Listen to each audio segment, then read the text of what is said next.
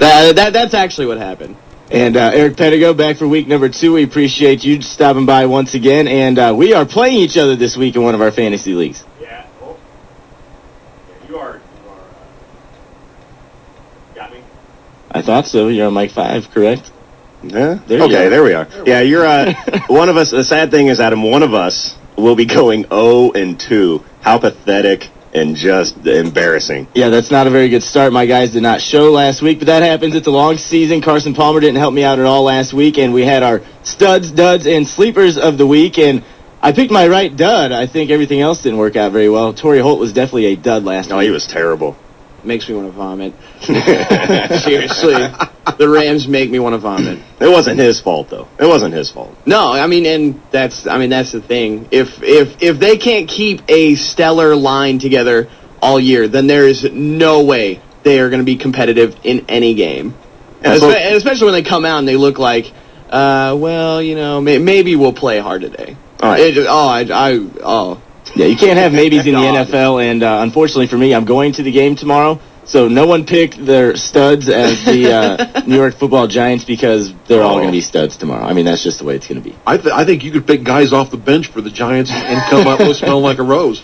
No doubt about that. Let's talk about the injuries. We do have some calls already. 529-1450 is the phone number, but key injuries this week. Tom Brady goes down. Nate Burleson's out. Marcus Colston. Even Vince Young with some off-the-field problems now, so he got dropped by a bunch of different teams. Ben Watson's out.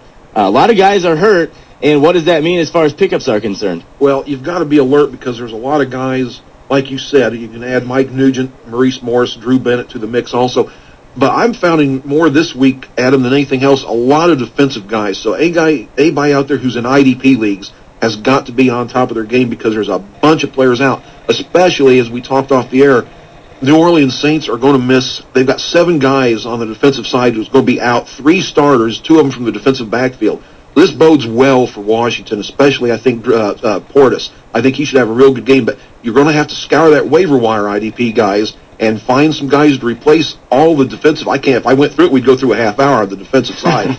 So just be aware that there is a lot of defensive injuries this week. Well, stay tuned for our studs, duds, and sleepers. That'll be a little bit later on. We'll also talk to Mike Nazarick and get his studs, duds, and sleepers since he knows a little bit more than we do. And we'll take your phone calls at 529-1450. And don't forget, we're always streaming live at sportsradio1450.com. We have updated it just a little bit. There is a new poll question up there. What is the most important position on your fantasy football team? So you can vote for that at sportsradio1450.com. Let's get to the phone calls here on Fantasy Football 101.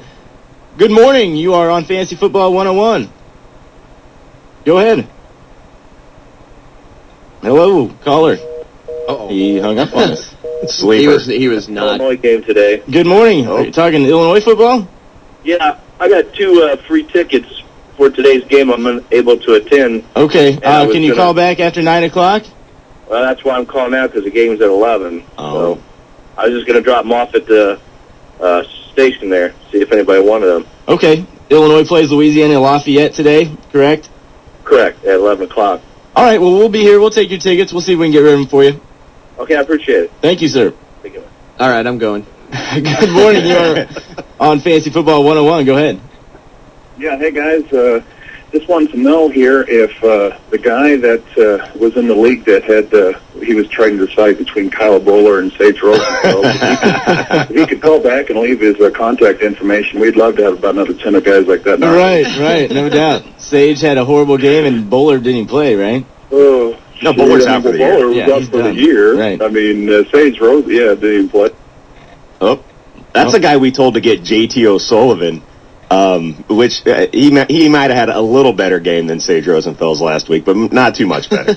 Not much at all. That's terrible when you're picking between Sage Rosenfels and JT O'Sullivan. Yeah, we all kind of laughed out loud at that guy. He felt kind of bad. Well, I did feel awful. 529-1450 is the phone number. Go ahead. You're on Fantasy Football 101. Hey, guys. Good morning. What up? I'm calling for a friend here. He wants to know who he starts, Hank Baskett or Roddy White today or this weekend. Wow. I'm going through the same thing, but only mine is a more well-known receiver. I've got Torrey Holt or Roddy White. And I'm thinking I'm going to go with Roddy White. You wouldn't think that would ever be a question. I know. It's like, Roddy who? Yeah. Wow. I'm going Roddy White. Personally, And the Eagles are not playing the Rams again this week, so Right. you can't really depend on Hank Baskett. So I would go with Roddy White personally. But How did Roddy do last week?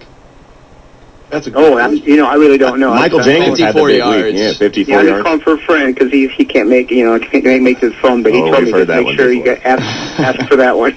Yeah, Michael Jenkins had the big week last week. Hank Baskett really only had that big 90-yard play. He ended up with like 110 yards, but that was only, mostly on one play. So I'd have to go with Roddy White, too. See, I like White also. You have to understand Baskett and Philadelphia is going against Dallas.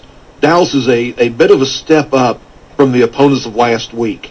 Roddy White, I think, is the way to go. They play Tampa Bay, and Tampa Bay's got a good defense, but I think you've got a much lot better better than chance. Detroit. I think you've got a lot better chance of White doing some good for your friend than I think Baskett does. Okay. Thank you for the call. 529-1450 is the phone number. Matt Ryan shows that he can air it out. He was one of the most picked up guys this last week that, a lot of leagues he was already picked up, but he was one of the most picked up guys along with Matt Castle. How do you guys think he's going to fare, especially against the Jets in his first NFL start? I think Castle will be fine. I don't expect Castle to throw for 325 like Brady would, but I think you can expect him to throw for 225, 250. He still has Moss and Welker. I mean, you can't lose when you've got two receivers like that. But I think you'll see him go more to the running game, and I think Maroney and Sammy Morris particularly will see a lot more action. But I think Castle will be fine. Sammy Morris, another guy picked up a lot this week. Mark, I believe you picked him up in our league. I absolutely did, and I did it on the recommendation of our upcoming guest. I think, before he got hurt last year, Sammy Morris had some darn good games, and I think now they'll depend on him and Maroney a little bit more now that Castle's running the team. Well, I hope so, because I have Maroney, and he didn't do a whole lot last week. Peterson was definitely my stud last week, but he's going to be a stud each and every week. And the Vikings, though, they are a one-man team as far as offense is concerned. Yeah, they're going to have problems. They don't really look. Tavares Jackson just doesn't look like an NFL quarterback just yet. He's got the arm. I've seen him throw. He can throw the ball, but he just can't get the reads down, and he doesn't have good touch yet, and he doesn't make good decisions. So it's going to have to be AP and hope that he runs for 150 every game until Jackson gets his legs under him. Nick, Eric, any other guys that were picked up this week that need mentioning? Go ahead. Nick. Well, if you go any of the New Orleans receivers, I think, now that Colson went down, they picked up. You could pick up Devery Henderson. Who's the other guy? David Patton. Right? Yeah, you can pick up either one of these guys. You have a pretty good chance one of them's just floating around your free agent pool. So. Well, you look for Shockey to really. Oh, Shockey's gonna have a nice week, Colson's too. out. Shockey's going to get some balls. And speaking of tight ends, though, Bo Scaife got picked up in a few leagues. I found that a little surprising. I know the Titans like to throw to their tight end. Fisher likes to do that a lot.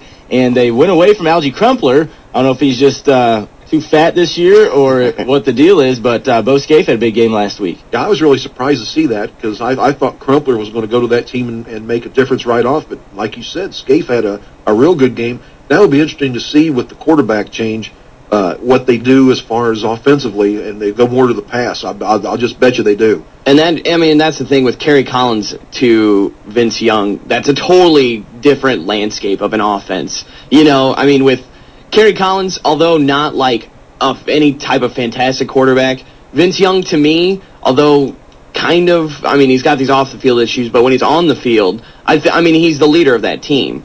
And without any sort of pass game with Vince Young in there, it will be interesting to see. Well, Kerry Collins isn't going to go downfield as much as Vince Young will. And he's not the running threat that Vince Young is either. Yeah.